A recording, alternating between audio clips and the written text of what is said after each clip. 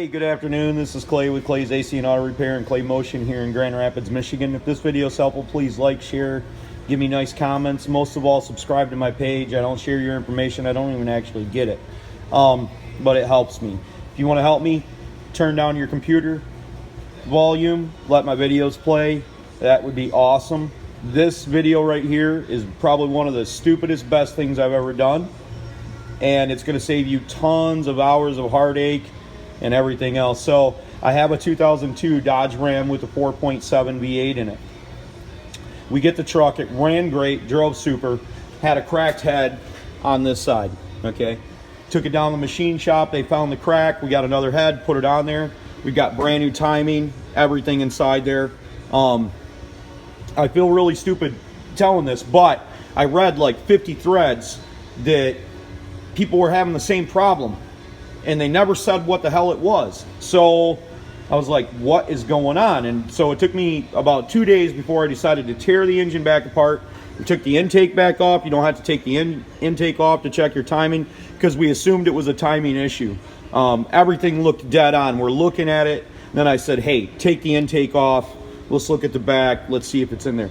Didn't have anything to do with the intake. And we knew that already, but one of the things you need to remember about being a mechanic or if you're working on something, if something was okay before you started, you probably did something wrong. It's generally not going to be like a computer or an ECM problem, or in this case, I took the whole alarm system out of this. I took the dash apart. I checked everything and always came back to I had spark, I had compression, I had fuel. There was no reason for this truck not to run whatsoever. I couldn't understand. So I said, you know what? We're going to take it all apart and we're going to figure out what's going on. And this is what I figured out. Sorry for the long lead up. But the simple fact of the matter is what I found is the Chinese, Korean, whatever, cam gear reluctor ring. This is different. This has got a tone ring on it that's totally different than that. So I'm not sure how that happened, but it's either a manufacturing flaw or, and probably, this is probably the reason it happened, and I don't mind calling myself stupid because I may have ordered the wrong cam set. Now the 3.7 and the 4.7 cam gears, timing chain and everything are identical. This appears, and I'm just guessing still, that this is for a V6. And what you could possibly do if you think that this is a problem with yours, if you're like them other guys that didn't answer nobody's thread when they asked them what was wrong, is you could unplug the cam sensor down here. We've already replaced it with the original one, and I'm 100% certain if this wasn't the problem, it is a problem, but I'm pretty sure it's the problem.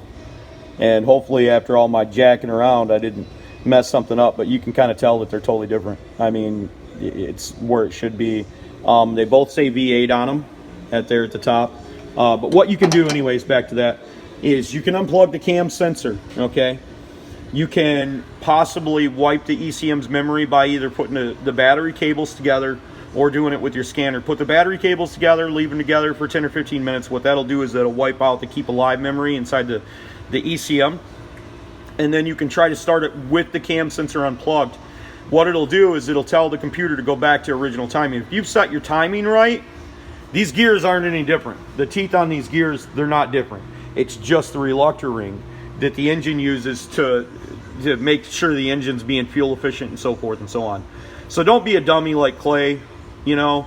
Remember, if anybody else can do it, you can do it too. Go back to what you were, you know, what you did originally, and maybe you'll find the problem. I hope this video is helpful and it saves somebody thousands of dollars. And if you watch this video before you put the thing back together or you've done this job, that's one thing to watch for. I should have watched for it before.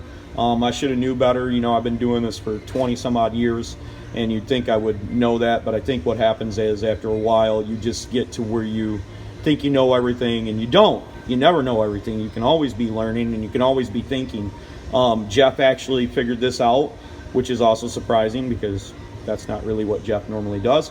But kudos to Jeff Pawi, because we were standing here talking about it and discussing it like we should, And we went over our steps, and that's how we found this problem. So hopefully this video is helpful.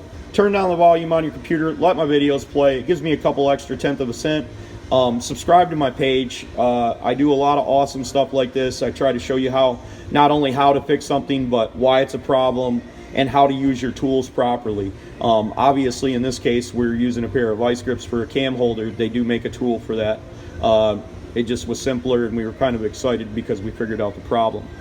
Remember, if anybody else can do it, you can do it too. God bless. Thank you so much for taking the time to watch my video. Have a great day.